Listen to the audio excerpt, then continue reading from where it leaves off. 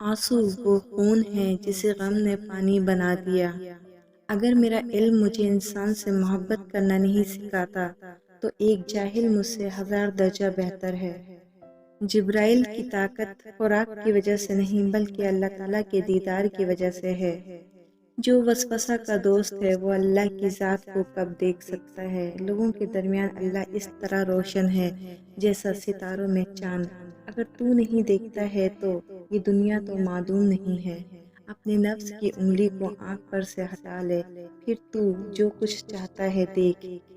خلوص کا دانہ اللہ کی سرزمین میں بو دے تاکہ نہ اسے چور چرا سکے نہ کیڑا لگے۔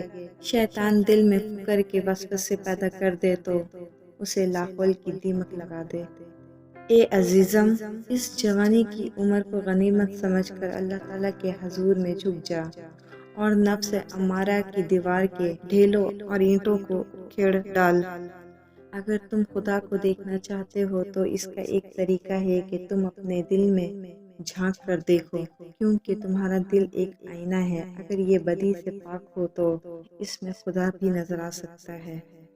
میں نے خدا سے کہا میں تمہیں جاننے سے پہلے نہیں مرنا چاہتا۔ خدا نے جواب دیا، جو مجھے جان گیا وہ کبھی مرتا نہیں۔ اللہ کی طرف سے ہر کام کا ایک وقت مقرر ہے، اس سے پہلے کام کی تکمیل نہیں ہو سکتی۔ راہ طریقت میں بھی سمجھ آنے کے لیے وقت درکار ہے۔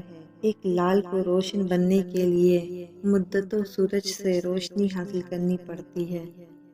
کوئی آئینہ دوبارہ لوہے میں نہیں بدلتا، روٹی دوبارہ گندم نہیں بنتی، پکا ہوا انگور پھر سے کھٹا نہیں ہو جاتا۔ اسی طرح اپنے آپ کو بالغ بنا لو اور بری تبدیلی سے محفوظ ہو جاؤ، ایک روشنی بن جاؤ۔ جسم پر روح کی شراکت کو اس سے سمجھ لو کہ جسم کی پرورش روح کرتی ہے۔ بغیر روح کے جسم کس قدر ذلیل شے ہے کہ اسے مٹی میں دفن کر دیا جاتا ہے۔ جسم کی وسط 2 گز سے زیادہ نہیں ہے، لیکن روح کی پہنچ آسمانوں تک ہے۔ عاشق کی عید محبوب کا دیدار ہے اور یہ دیدار اسے دنیا میں 2 مرتبہ نصیب ہوتا ہے۔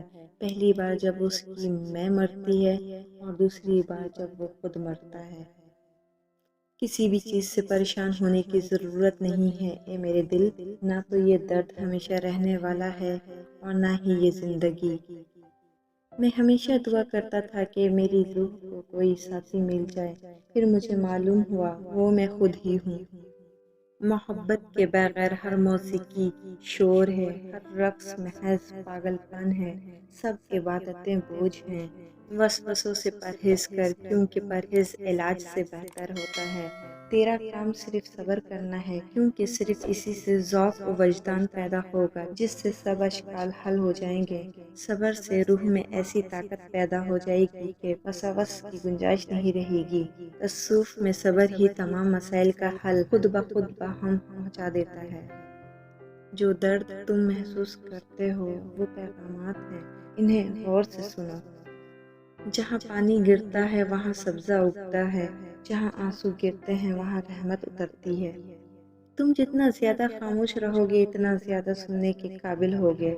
اپنے دل پر لگے زخموں کو نظر انداز مت کرو بلکہ ان کو محسوس کرو، کیونکہ یہی تو وہ جگہ ہے جہاں سے روشنی تمہارے اندر داخل ہوتی ہے۔